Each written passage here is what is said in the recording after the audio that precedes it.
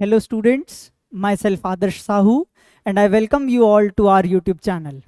आज हम पढ़ने वाले हैं केमिस्ट्री 10th स्टैंडर्ड की and the chapter is chemical reactions and chemical equations. Exam के पॉइंट ऑफ व्यू से ये इंपॉर्टेंट चैप्टर है, कॉन्सेप्ट्स इजी हैं और ये जो मैंने यहाँ पर प्रेजेंटेशन तैयार करी है, एक लेसन का पूरा ड्राफ्ट प्रिपेयर किया है। ये बच्चों को उनके जो बेसिक्स हैं, जो बहुत बेसिक नॉलेज है इस चैप्टर के लिए, जो रिक्वायरमेंट है केमिस्ट्री के लिए, जो रिक्वायरमेंट है उसको स्ट्रॉन्ग करने में जो है हेल्प करेगा। आपको कुछ चीज़ों का और ध्यान भी रखना है। जब आप ये लेसन ड्राफ्ट पूरा पढ़ लेते हैं या गो थ्रू कर लेते हैं तो उसके बाद आपको क्या क्या करना है कि आपको क्वेश्चंस अटेम्प्ट करने हैं। कौन से क्वेश्चंस? जो सीबीएसई के तरफ से आपको प्रोवाइड कराए गए हों, सैम्पलर्स हों, उन सब से जो है आप क्वेश्चंस को अटेम्प्ट कर सकते हैं। और इससे क्या होगा, इससे आपका जो कॉन्सेप्ट है वो और ज़्यादा क्लियर होगा, स्ट्रॉन्ग होगा। So let's start. देखिए, जैसा कि हेडिंग है एनसीईआरटी में, chemical reactions and equations. See, as per my experience, what I had noticed in the exam pattern of CBSE basically focus on the heading of the chapter, है ना। और आप खुद भी देखिएगा कि आपका जो भी चैप्टर में दिया हुआ है इंफॉर्मेशन है या जो कुछ भी है, कॉन्सेप्ट है, नॉलेज है, वो यूजुअली हेडिंग के ऊपर बेस्ड होती है। So we need to look into the root words of the heading. Once these things are clear तो हमारे लिए बहुत ईजी हो जाता है उस चैप्टर को समझना। So let's look into it. First of all we need to look कि what are reactions या what are equations. Equations is although a secondary part, but at first we need to look into what are reactions. This is very basic and very important. So let's have a look. Basically,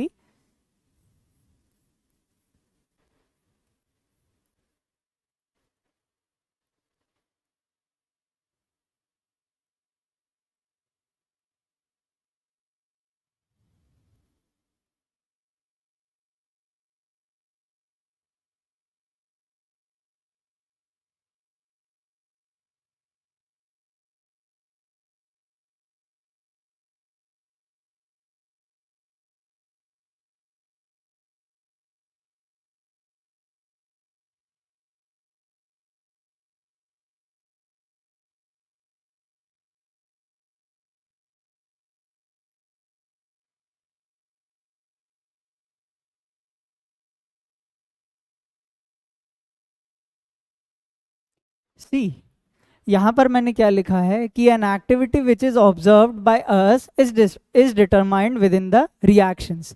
यहाँ पर जो activity हो रही है वो related है किससे? This activity is related to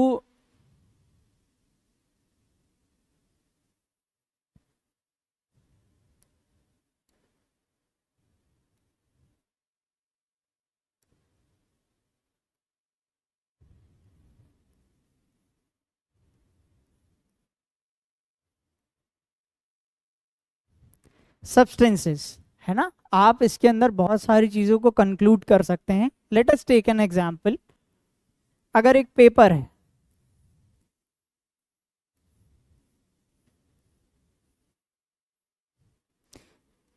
और मैं इसके बेसिकली दो पार्ट्स कर दे रहा हूं, so it's an activity that I am tearing up और dividing a paper into two parts. तो बेसिकली ये क्या है? ये एक एक्टिविटी है जिससे मैंने क्या किया है, एक ऑब्जर्वेशन करी है। इन्हीं ऑब्जर्वेशंस के चलते हम ये देख पा रहे हैं कि इस पर्टिकुलर सब्सटेंस पे या ऑब्जेक्ट पर क्या हो रहा है, एक चेंज आ रहा है। Those changes are basically considered as reactions. ठीक है, अब वो चेंजेस कैसे होते हैं, कैसे उनको क्लासिफाई किया जाता है, and how are we going to determine them as chemical reactions और चेंजेस और physical reactions and changes, we need to look into that thing as well. देखिए, इस चैप्टर का जो हेडिंग है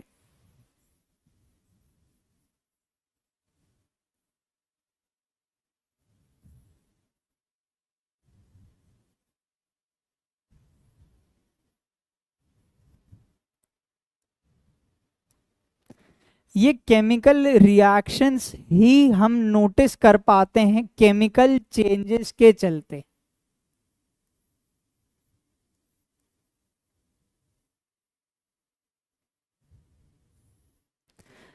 basically in science there are two type of changes, एक होता है physical change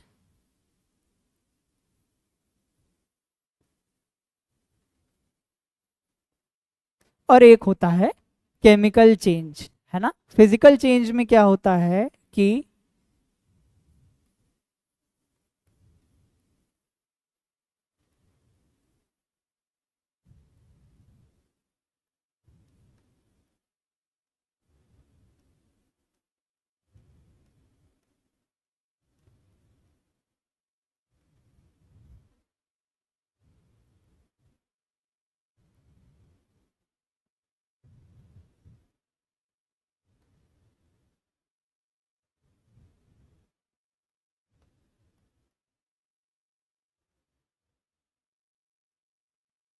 the properties of an element or substances generally remains unchanged. For an example, अभी मैंने आपको इसके पहले बताया था,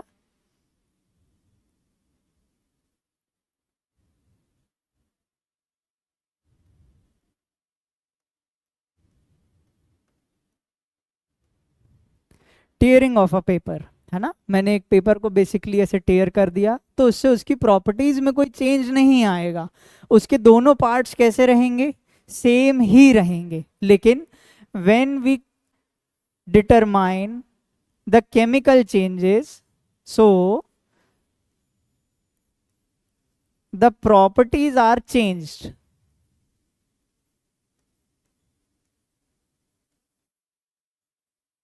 ये एक बहुत बेसिक सा डिफरेंस है to classify between chemical changes and physical changes. इसका एग्जांपल देखिए, आप वही पेपर लीजिए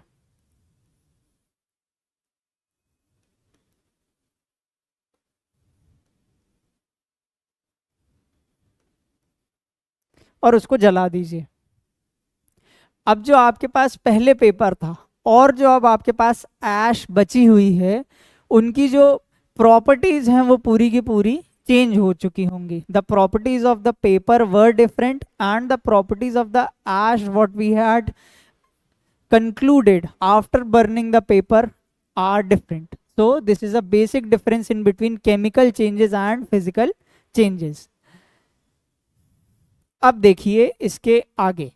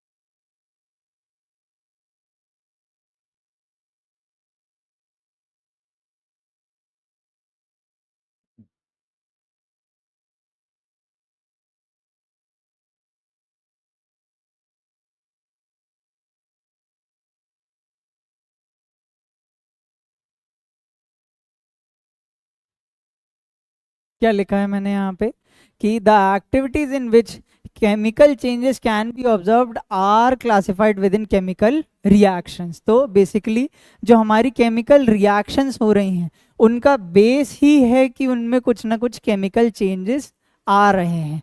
now we need to look कि ऐसे कौन से केमिकल चेंजेस हैं या ऐसे कौन से चेंजेस हैं जिनसे हम विद इन अश्योरेंस कह सकते हैं कि yes this reaction is a chemical reaction.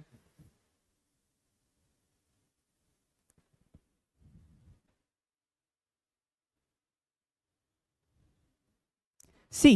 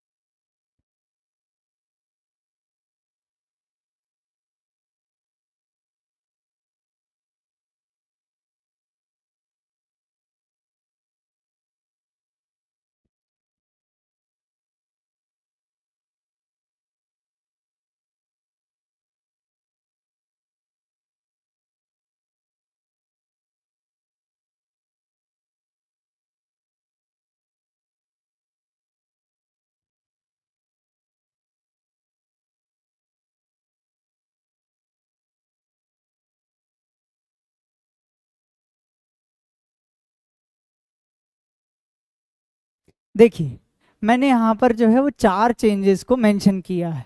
क्या लिखा है यहाँ पे कि in a reaction if such changes are observe they are classified as chemical reactions. तो कौन कौन से, अगर हम एक रिएक्शन के अंदर में सच पर्टिकुलर चेंजेस को अगर हम ऑब्जर्व करते हैं, so these reactions are classified as chemical reactions. कौन कौन सी हैं कि if we are observing that there is a change in temperature, अगर टेम्परेचर में कोई चेंज आता है, so the reaction is classified as a chemical reaction. If there is evolution of gas, then also it is classified as chemical reaction. If there is a formation of precipitate, it is also classified as chemical reaction. If there is change in color, then it is also classified as chemical reaction. अब आपके पास एक homework है या एक बहुत छोटी सी activity है, particularly NCERT में 5 एक्टिविटीज गिवन है, विच शोज कि अगर ये एक्टिविटीज को हम ऑब्जर्व करते हैं, so the reaction would be known as a chemical reaction. तो आपको ये जो 5th पॉइंट है ये मुझे ढूंढ के बताना है कि कौन सा पॉइंट है विच शोज कि if that change is observed so it would be classified as a chemical reaction. Now let's move ahead. Now we need to look into the types of chemical reactions, है ना। अच्छा, इसके पहले एक चीज और discuss कर लेते हैं, इसके हम एक एग्जाम्पल देख लेते हैं, है ना, just because example clears everything. तो हम ये देखते हैं, आप सभी के घर में खाना बनता होगा, सब्जी बनती होगी या रोटी भी बनती हैं। तो हम ये देखते हैं कि जब भी घर में कुकिंग होती है उसके लिए क्या एसेंशियल है,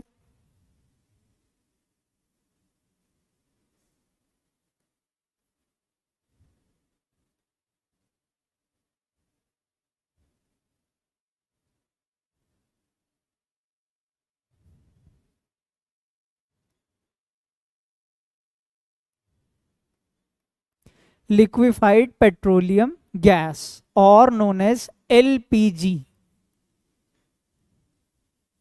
ये करती क्या है, ये बेसिकली क्या कर रही है, आप जो भी उसके ऊपर सब्सटेंस रख रहे हैं या जो कोई भी चीज रख रहे हैं उसका ये टेम्परेचर इंक्रीज करती है। अब हम ये भी देखते हैं कि जब खाना बनता है तो क्या होता है, चेंज इन टेम्परेचर होता है।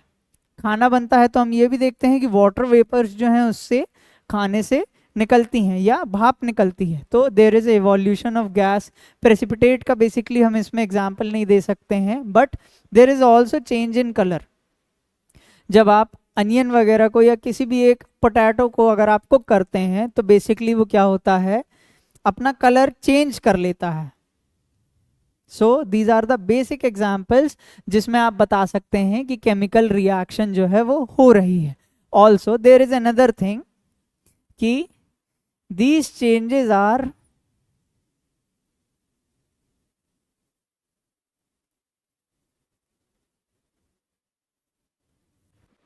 irreversible, हम इन्हें रिवर्स नहीं कर सकते हैं। आप खुद सोच के देखिए, एक बार जो रोटी बन गई, आप उससे वापस आटा नहीं बना सकते हो, है ना। सो दिस इज बेसिकली कि the chemical reactions are irreversible, हम इन्हें रिवर्स नहीं कर सकते हैं। Now we need to look कि the types of chemical reactions. So basically as per our NCERT हमारे पास 5 टाइप की रिएक्शंस होती हैं, combination, decomposition, displacement, double displacement and redox reaction. हम आज की क्लास में कुछ रिएक्शंस को डिस्कस करेंगे, उनका एनालिसिस करेंगे, उनसे गो थ्रू करेंगे, और बची हुई जो हमारी रिएक्शंस होंगी उनको हम नेक्स्ट क्लास में डिस्कस करेंगे। So let's move ahead. अब हमको देखना है सबसे पहले क्या, कॉम्बिनेशन रिएक्शन। जो इसका नाम है कॉम्बिनेशन, ये बेसिकली एक वर्ड से बना है, दैट इज कंबाइन।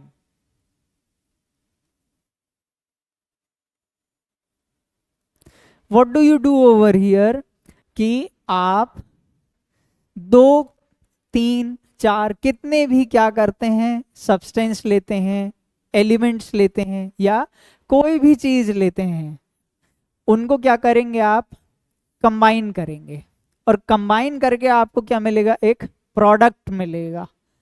तो इसकी एक बार हम डेफिनेशन देख लेते हैं। क्या लिखा है यहाँ पे कि a combination reaction is a type of chemical reaction where two और more substances combine to form a single new product.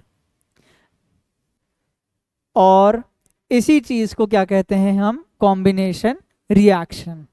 ठीक है, हम इसका एग्जाम्पल भी देखेंगे। अच्छा, और आगे क्या लिखा है इसमें कि this reaction is often easy to recognise because it starts with multiple reactants but end up with a single product. मतलब कि क्या हो रहा है कि जो हमारा प्रोडक्ट है that is only one, the reactants may be two और more but the final and the resultant product is only one. अब देखिए इसका एक यहाँ पर एग्जाम्पल दिया हुआ है कि हम क्या करते हैं, when we combine magnesium with oxygen they both combine and see, यहाँ पर क्या हो रहा है, we are providing heat to both of these elements, है ना। हम इन दोनों को क्या प्रोवाइड कर रहे हैं, हीट प्रोवाइड कर रहे हैं, so that they form magnesium oxide. इससे हमें प्रोडक्ट क्या मिल रहा है, मैग्नीशियम ऑक्साइड मिल रहा है ना, ये चीज है। सो इससे देखिए हमने जो इसके पहले प्रॉपर्टीज पढ़ी थी विच क्लासिफाइज और जस्टिफाइज की that the reaction is a chemical reaction, वो यहाँ पर भी जस्टिफाई हो रहा है कि हाँ we are providing heat so that these two elements combine to form magnesium oxide. अब इसकी हम रिएक्शन भी देख लेते हैं। तो बेसिकली ये होती है Mg +2 plus O2 negative,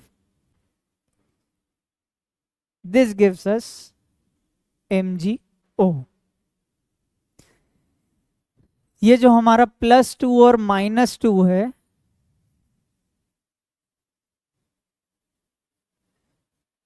these are the valencies, है ना। इसको हम आगे चल के इसी चैप्टर में डिस्कस करेंगे। For now we need to move ahead, है ना। अब इसके बाद हम क्या देखेंगे, डीकॉम्पोजिशन रिएक्शन। देखिए इसका जो वर्ड है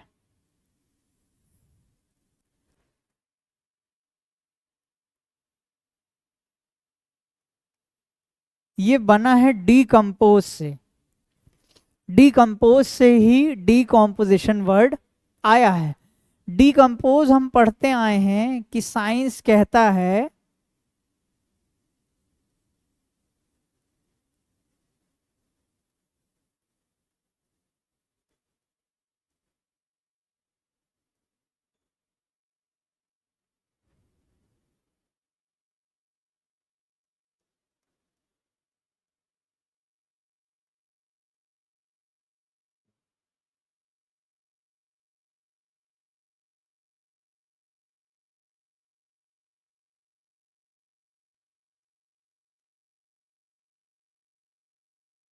see what does science says कि डीकम्पोज का मीनिंग ही होता है break down of complex substance या मॉलिक्यूल इनटू सिंपल वंस, है ना। मतलब कि आप ऐसा समझ लीजिए एक बहुत बड़ा सा रॉक है और हम उसको क्या करते हैं, ब्रेक डाउन करके छोटे छोटे से पेबल्स बना लेते हैं। तो that is an example of decomposition, या डीकम्पोज करना हम उसी को कहते हैं। तो इसी से क्या बना है, डीकम्पोजिशन रिएक्शन बना है। अब ये डीकम्पोजिशन रिएक्शन क्या कहता है कि it occurs when a single compound breaks down into two or more simpler substances। देखिए ये बेसिकली कॉम्बिनेशन का उल्टा है। कॉम्बिनेशन में 2, 3 कुछ ऐसे नंबर ऑफ रिएक्टेंट्स मिलके एक सिंगल प्रोडक्ट बनाते थे। यहाँ पर क्या हो रहा है, एक सिंगल रिएक्टेंट ब्रेक डाउन होके 2 या 3 या और उससे ज्यादा भी क्या बना रहा है, सिंपलर प्रोडक्ट्स बना रहा है। बेसिकली यही चीज है।